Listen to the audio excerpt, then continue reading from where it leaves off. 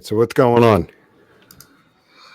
Still craving that sandwich. So. I'm going to find you a way to send some rolls from here out there. Find a way if I can get them overnighted. All right. Well, after this, I'm going to go to the grocery store to see if I can maybe get lucky with something that will at least hold me over. So nice. We shall see. We shall see. But they've been out of the. I don't know, like this whole logistics thing where stuff is out, and at the beginning of the pandemic, it was all like these household items you would expect to be slammed. So like what was it, like tuna fish and ramen noodles and toilet paper, and you couldn't find it anywhere. Now the grocery stores are fully stocked, but then it's just like random items would just not be there, and it's odd. And the one in the deli is the gabagool. Like they haven't had it for 2 months, and it's really frustrating to me. And I keep asking him, like, what is going on with this? Like, we have others. We have, we have other meats. We have salami. We have pepperoni. We have. Yeah, it's weird that it's that one because I haven't noticed that around here. It's got to be something with this specific grocery store and the distributor they use. It's Boar's Head, which is a huge producer, so it's not like. I imagine it's a producer problem. Anyway, that's that. I got sandwich on the mind. I need a sandwich. Yep. We're kicking off talking about food again. Yeah. I blame Randy because I think he posted yesterday on his Twitter account about this sandwich. I'm like, that is what I want. That's the roll. That's the sandwich. That's what I need, and I can't get it, and I'm incredibly frustrated. So I don't know. Blame it on Randy. I'm blaming it on Randy. And the fact that I don't live on the East Coast. I don't have access to the delis that you guys do. So I hope you realize that you're fortunate in that aspect. I do. I totally do. Good. Because I miss it. I want it. Anyway, so yeah, food. It's because we record around lunchtime. That's exactly it. Exactly it. It's always on my mind, Yeah, like I right after this, I'm going to go get some lunch before a series of meetings to through the rest of the day. Yeah. And then tonight we're taking the kiddo to his first hockey game. Oh, nice. Buddy of mine called me yesterday, and he's like, "Tomorrow night, where do you, Suzanne JP doing?" And I'm like, "I don't think we have anything planned." He's like, "Subcontractor of mine's got box seats, so if you want to go, dude, yeah, that's awesome." Yeah, so we got box seats tonight. Is it an NHL game? It's an NHL game, yeah. Flyers, Toronto Maple Leafs tonight. That is awesome. I've never been to an NHL game. Although growing up, I went to a lot of what's the league? So it's like the Utah Grizzlies. It's like they're in the ECHL. It's like a minor league. Well, it's not minor league, but it is. Okay. It's 2 steps below the NHL. So the ECHL, depending upon where you're coming in from juniors or college, if you get signed to the ECHL, like you need some more development work before they feed you into the AHL, which then ultimately feeds into the NHL. Got it. Yeah, those were fun. And I caught a puck at one of them. I wish I knew where that puck was at this point. I think it was after Summit 2011. Randy and I hung around town for a couple of days, and we went to a Utah Grizzlies game. Yeah, they're fun. Yeah, they're fun. They are. They're a good time. So, yeah, but that's cool. I've never been to an NHL game, although I went to 3 or 4 high level Olympic hockey games when the 2002 Olympics were in Utah. So I saw Finland, I saw Russia, I saw Czech Republic, couple other teams, and so literally like all the amazing superstar talent in one place. That was awesome.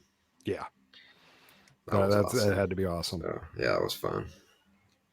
So there you go. I also went to, that was when I was introduced to curling, which I had then since fallen in love with. I've never played it, but man, I enjoy watching it for some reason. It is so, I don't know. I like the analytical nature of it, but it's also just so, it's probably the same reason why I like long form cricket. It just feels so relaxing to sit there and watch it for a couple hours. it's a slow enough pace and just kind of chill. And I'm like, And this there's is a bit my of strategy to it. there's a lot of strategy to it. Yeah. So I enjoy it. I enjoy it. So there you go. Food and Yeah. hockey and Food, hockey, sports. Yeah, I think yeah, those are all the major things. the critical things to get So through yeah, at the start of the the important things of this episode. podcast, what people want to hear about what we're That's eating and the what we're. hard hitting facts there. Yes, yes. So digging into our topic this week, we'll just dive right into it. No smooth transition or segue. I want to continue our conversation that we started last week around B2B versus B2C. And last week it was more of an introductory conversation. We were talking about the differences between the two. And we started to get into today's topic a bit, but today I really want to dive deep into what are some mistakes that organizations make when it comes to B2B. Um, are there things that companies assume or fail to consider with B2B? And to kind of kick us off and to keep the conversation going from last week, there was like twice last week you had mentioned the buyer profile. Mm-hmm. That is a major difference that sometimes people fail to consider. Yeah. With B2C, the buyer is the user. With B2B, the buyer is not the user. Yeah. There's someone in procurement or technology that's there to acquire, whatever it is for use for employees of the company. So what are, like, let's what more can we kind of extrapolate from that conversation around the buyer profile? But then what are some other things that the companies often fail to consider if they say have a B2C side or a B2 and a B2B side and whatnot? Yeah, I that buyer persona is such a big one, and I don't want to necessarily go down the path of talking about some of the other components, but all you have to do is go to a B2B website for any company that doesn't have a B2C sister brand, and just look at how, like, is this 1998 Netscape Navigator on dial up through AOL? Like, it feels like that. Like, these sites there's not a lot of thought in put into the design, into the user experience. It's very cold and operational, and it's there just to, like, facilitate getting this job done. And to your point, it's because it's like, okay, well, this person is someone from procurement, there's someone from administration, they're just coming here, we just need to make it easy for them to place an order, they're in, they're out, that's it.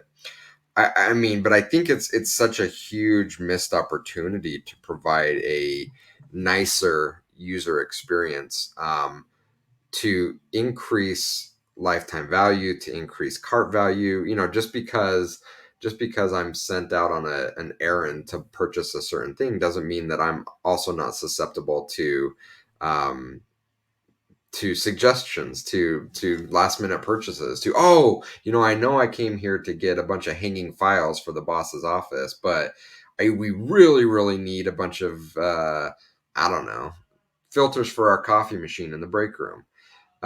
It's just a huge missed opportunity to look at it as this cold and sterile environment that is just facilitating this predetermined transaction. And there's a lot of opportunities to take learnings from the B2C side and deploy it in a B2B side to increase the checkout value and increase the overall lifetime value of customers. So, what I just thought of as you were talking there? Have you ever seen them? Like the really thick office catalogs? Oh yeah, Like I get. Office Basics is There's one one. called like Uline or something, I think, is the Oh one I yeah, yeah, get. yeah. Yeah, I think I have some on my shelves. Yeah, yeah, for sure. I've They, seen they those. they just look up addresses for any kind Yeah. of company, and whether it's a residential one, because I've gotten that sent here a couple times. Just because the people who owned the house before we did, when they had rented it out, they set it up as an LLC. So Mm, every now and then every now and then the Uline catalog shows up at the door. That's awesome. That's But you know awesome. what? You bring up a good point, because like that is the analog version of your typical B2B site, where you just look through categories and it's just stuff that you're going to check off. There's no like enticing or cross-selling or anything like that. It's just like, here you go, pick what you need and tell us the quantity. Yep, that's it, and it's been done forever. Every time it's been done forever. And again, it works and it's sustainable and it's predictable, but huge missed opportunity. Yeah. I mean, so here's a question. Is the online B2B sales, and honestly, like right now, I have in mind either like office supplies or technology retailers. Those are the ones I have in mind right now as we're talking. Um, they're the ones that often have the B2C side and then the B2B sister Yeah, site. yeah, I mean, like it feels then that like that's ripe for disruption. for sure. Yeah, I mean, I think again, like just putting a little bit of thought into the experience. It doesn't matter. It doesn't matter, who the buyer is. We all are humans. And this is a huge problem in the world of business, right? Like we often talk about that our buyer is not a company, our buyer is a person.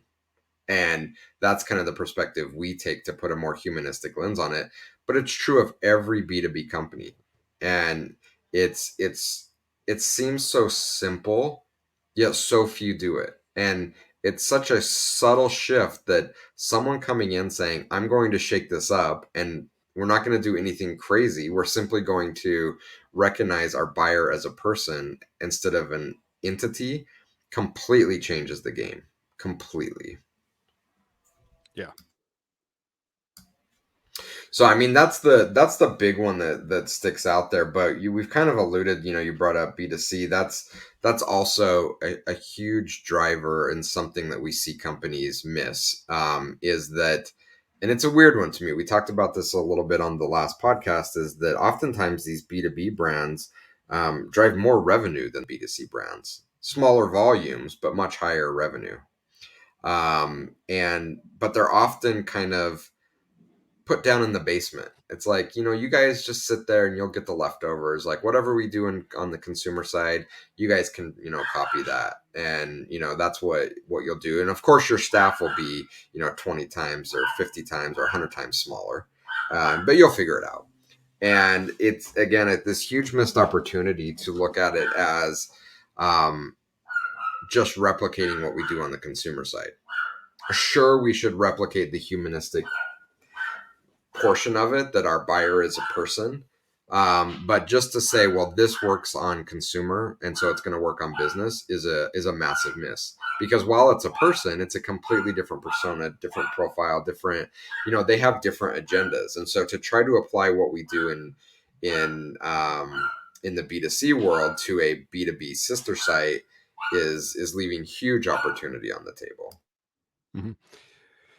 So to flip it around, because the tone that we've had so far in our discussion last week and so far this week has been, B2C first, B2B second.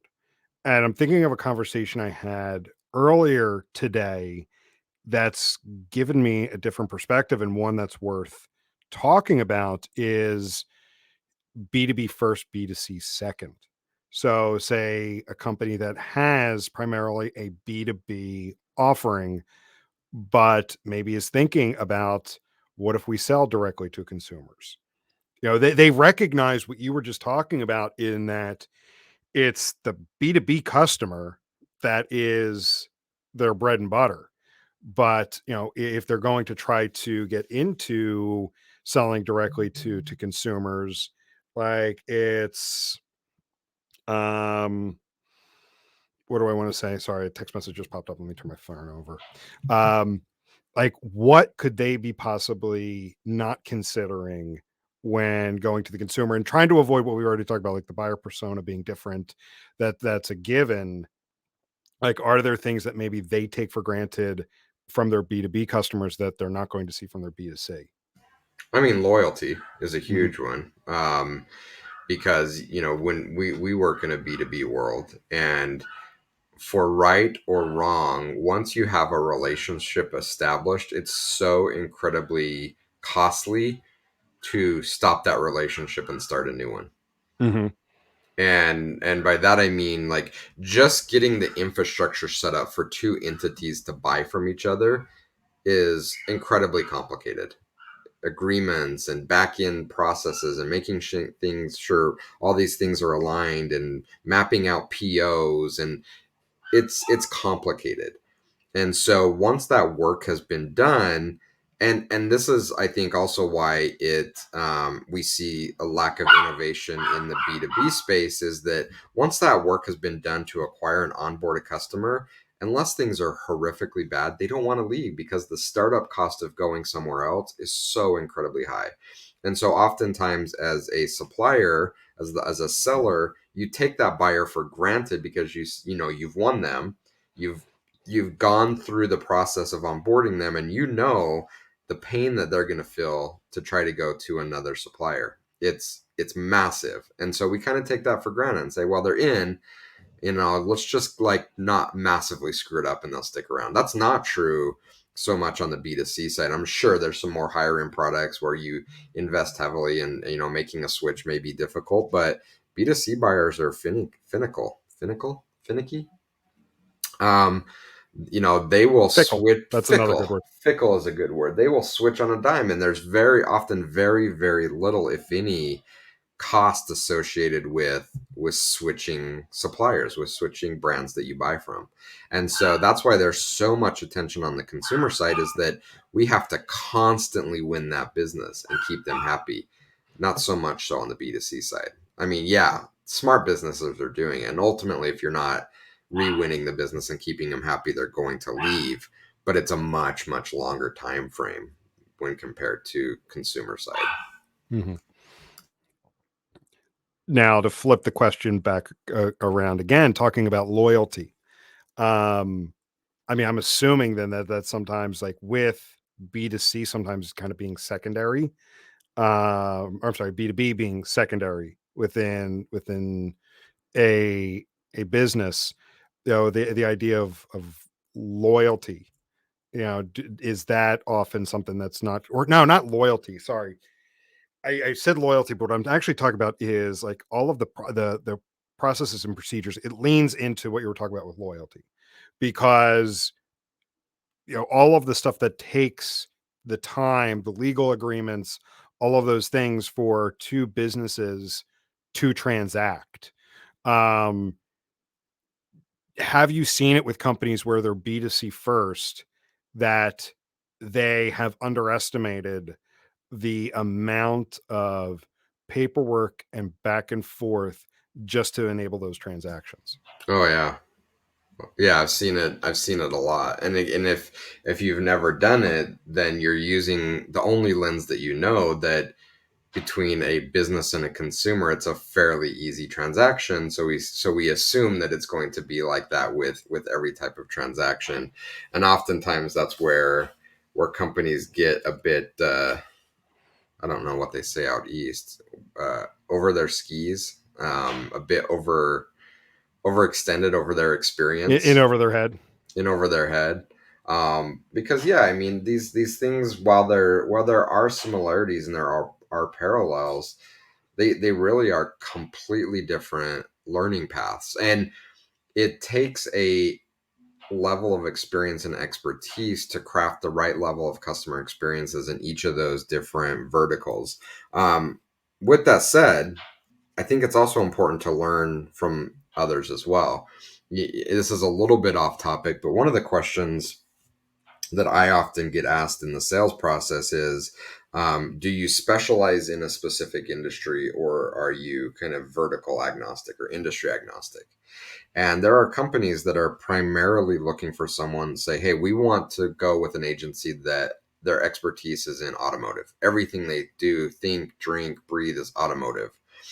And while I get that, and while I think it is critically important to have deep experience and understanding in the vertical you're working in, whether that's automotive or travel tourism or retail or B2B or lead gen or content, publishing, fill in the blank, it's important to have vertical level expertise and experience.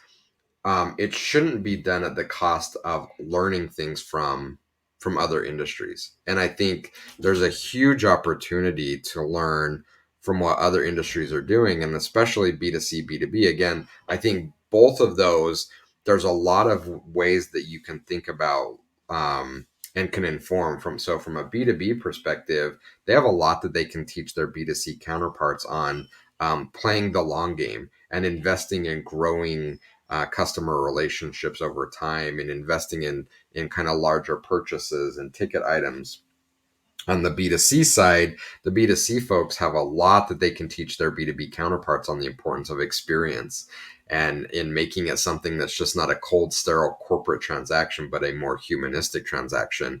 And if you block that out and say, no, no, no, this is the industry, this is the vertical we're in, and that's how we have to think about things, I think you really miss out on an opportunity from learning a lot of really valuable lessons from industries that you don't work directly in.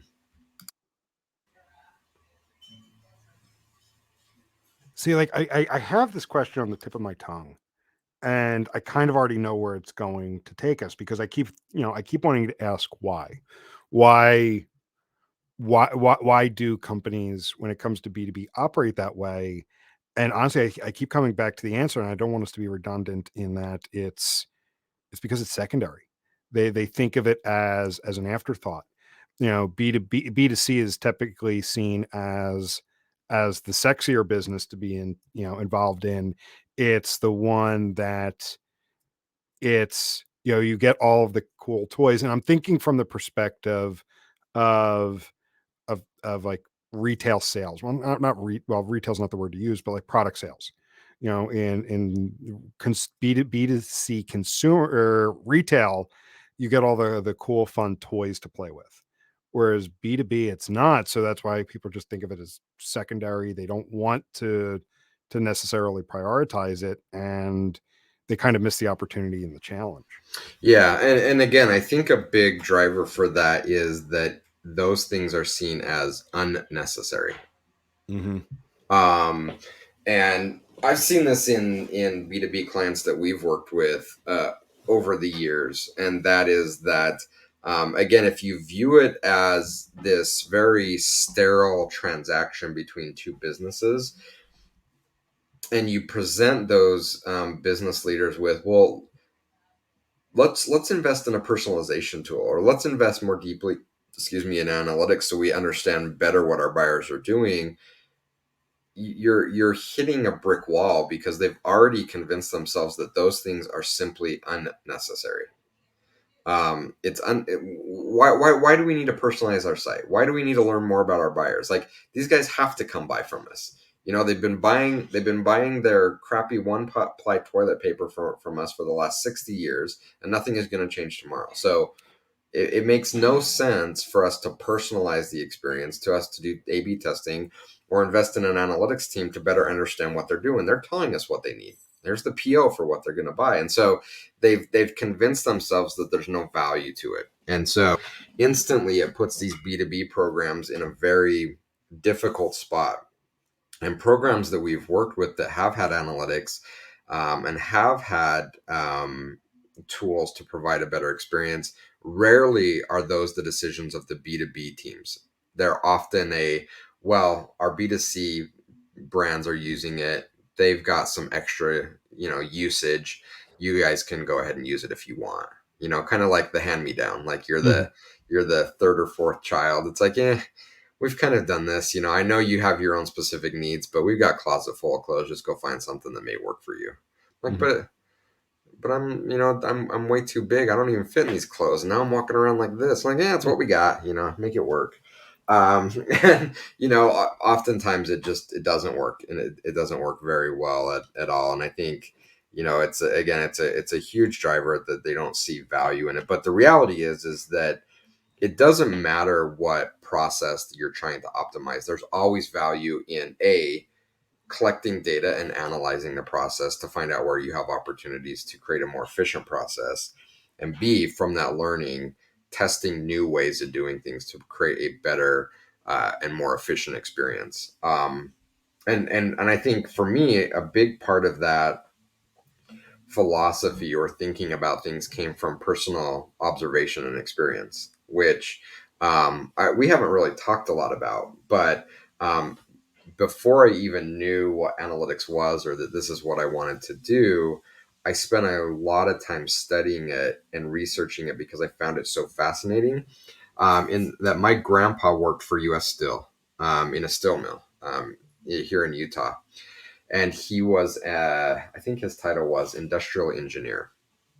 And what he did with a yellow pad of paper and a pencil and an old beat up machine that had some kind of, I think Lotus 123, some kind of old spreadsheet program, he would go around and he would capture data on the production line. What does the production look like from when you put the raw material into the vat, you heat it up, you scoop off the slag off the top, you put in all the materials, you pour it out, you roll it out into in the mill into a longer sheet of steel. So like he would capture timings and quality and all this stuff on the steel mill production. He would plop it into a spreadsheet and he would analyze the efficiency of different parts of the process.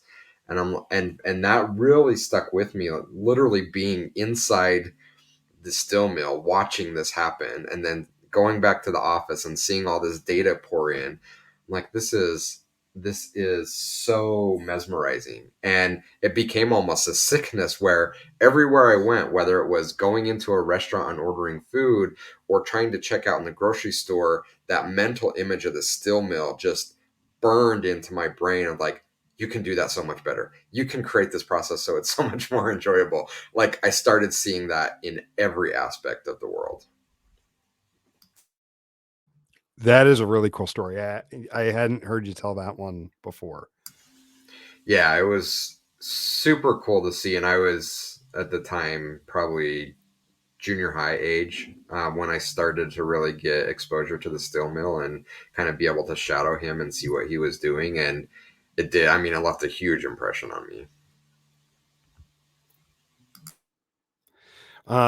So did you ever watch The Office? Yeah, I wasn't a person that has seen it end to end, but I'm more of a person of if there's an episode on, I probably watched it. Mm-hmm. Yeah. I loved the first few seasons. I thought, they were great. And kind of as we've been talking about um, B2B versus B2C, I had, especially when you mentioned like these people have always come and bought their 2-ply toilet paper from us. I had visions of that TV show of them trying to sell paper and competing with Office Max and Staples and whatnot. Yeah, it's a great parallel and a great visual for Yeah. what it's actually like a lot of times. So, it's Yeah. kind of, yeah. Because like we've been talking about it, we think of B2C, B2B online sales as like this cold transaction, this very boring site. And one of the things with the show, especially the early seasons, it was, when they actually showed them doing work, it was them trying to build a relationship with those customers with a very, very boring product. Yeah, A that's boring right. product. It's It's paper. paper. Who do you get your We paper from? it's paper. We have 1-ply. We have 2-ply. It's paper. Yeah. Yeah, yeah. But can be incredibly it isn't as dull and as boring as you think it is, right? And again, Yeah. like once you start pulling it apart, there's so much, and I guess that's why the show can be so entertaining. And this is a complete side note. One of my favorite episodes is when they're doing parkour in the office. Yes. That is a funny one. Parkour, Parkour. parkour, parkour. Well, Yeah, I mean, and then there was the episode where someone put a dirty watermark on like several hundred reams of paper. I don't think I saw that one. Yeah, and because the quality assurance guy was like the office slacker, Mm-hmm. or like slacker is not even the word to describe him, but he was the one who constantly slacked off at his job, Yeah. and of course, he goes into defense mode trying to find someone to blame. Um, but yeah, it's like you have all of them calling their clients to apologize for the dirty watermark. So good. It was a So good good. show. It was Yeah. such a good show. So I mean, And, take that parallel. That B2B doesn't have to be cold and boring. mhm, There's some entertainment value there. yeah. Um, and that was always one of the funny things I found about that show was, like a boring office with a boring product, and the whole style of the show was Yeah. documentary. Was Yeah. the crew was there filming a documentary. Yeah. Yeah. Really well done. Yeah. Really good. All right. So what else? Like, what else could we be missing? What are things what could we be missing that companies typically miss when it comes to B2C? Again, we're looking at it through the lens of online transactions, of some kind of website. Um, is there anything that we're missing, or is it like we're starting to beat a dead horse at this point? No, I mean, I With think I think we hit on the two most important aspects of it. One being looking at it as a non-humanistic buying experience. Mhm. And two, the dangers of trying to apply what we know in B2C directly to B2B. I mean, really, it comes down to those two aspects. And again, um, I think it's ripe for someone to come in and say, "Let's try this." You know what? It might not work, but let's try this. Let's try to put a little bit more of a humanistic lens. Let's just try to put a little bit more investment into our B2B brand, and put at risk some of our margins for a little bit to see if we can make it work. Because again, oftentimes, and this, obviously my data set is limited to the companies that we've been able to see the internal workings of, but the majority of companies that we've worked with that operate both a B2B and a B2C brand, the B2B brand was by far the biggest revenue generator, but by far was given the least amount of budget and people resources to invest in the process. Again, it's like it's a machine, just it's a machine. Have a couple of people make sure the machine doesn't break it down and let it go. But I think at some point in time, that mentality breaks down, and I'm sure that there's all sorts of things that we can look at as examples of where that breaks down. Whether it's the assembly line, if we take that mentality, it's just a machine, just let it go. It's like, okay, but someone's going to innovate and make this better and more productive, and we're going to lose to them. Last night I was watching. I talked on our internal meeting yesterday that I'm such an aviation geek. Last night I was watching this flight from Paris to JFK, inside the cockpit, and the pilots were kind of doing commentary of the whole process. And it was like an hour and four. It was the flight was compressed to an hour and 45 minutes, but it was very fascinating. And one of the things that really stood out to me was once they got on the ground. So, just quick backstory: when I first had my exposure to flight was through my dad and his small plane and old school analog controls. Everything was these analog controls. Now, most pilots fly with what they call a glass cockpit. It's fly by wire. Everything is computerized and touch screens. Anyway, they were talking through how it's made their job so much more efficient that they literally don't have to carry these briefcases of manuals and all this stuff because it's programmed right into the plane. But it was all these other little niceties that I had never seen before. They landed, and the pilot says, landing cameras on. And I'm like, wait, does he have cameras for this documentary they're making? No, it's literally part of their landing procedures. They have cameras that point at the gears, that point outside so they don't hit other planes, that help guide them Wow. into where they're parking, and it's right on their dash like a backup camera on your car. And I'm like, this is so amazing, but this never would have happened if everyone said, well, it's this machine, like it's a plane, it just flies. You're just make sure it doesn't break down. It's like, well, someone's going to come in and build this different, make it more efficient, and make it a more enjoyable experience, and they're going to win. And I think that that's what B2B companies need to be real, especially B2B companies that have a sister B2C brand that operates in the same division, need to be really, really careful. Yeah, it's working now and it's worked this way for 20 years, but you're literally asking to be attacked because someone is going to come in and change this from analog to digital. Someone is going to come in and think about making this a better experience, and they're going to unseat you and they're going to win. And that's going to be a scary day for a lot of these companies that they could have saw coming for decades and chose. It's going to be one of those blockbuster moments. Like, you can see this happening, yet you're failing to make any decisions to change it. Mm-hmm. So, one question to close us out, and I would like, take your biases out of this. Are there B2B customers that are looking for more than just the robotic black and white transaction? You send me a catalog, or you post your catalog, I go in and tick off the items I want, we're done. Every single one of them, to a certain degree, yes, because they're humans. Unless you have a computer ordering for you, I mean, even if it's just a role and they're not emotionally involved at all in the process, they're still a human, and they still want to have a meaningful experience. Now, it's on a spectrum. There may be some that operate more robotically and are like, look, I just want to get this done as quick as I can so I can go home and lay on the couch and watch reruns of Seinfeld. Mm-hmm. But every single one of them is a human, is a person, and everybody at some level has some expectation for having an enjoyable experience in what they do.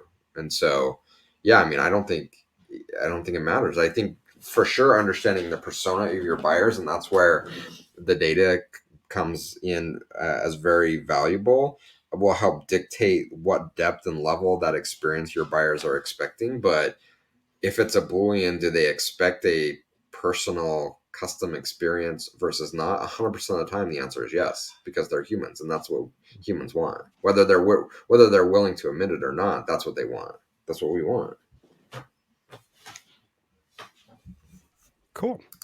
I mean, and that's kind of, it dawned on me as you were talking a little while ago. It's like, but do they want it? And that's why I wanted to ask. So, yep, they want it. They just may not admit it. Mm-hmm. Cool.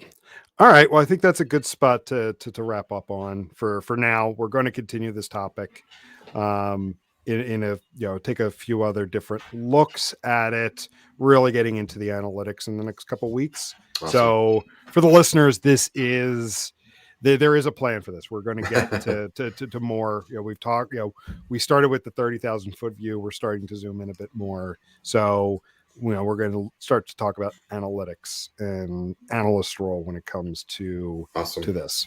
So, but for now, we'll go ahead and wrap up and talk to everybody later. See you.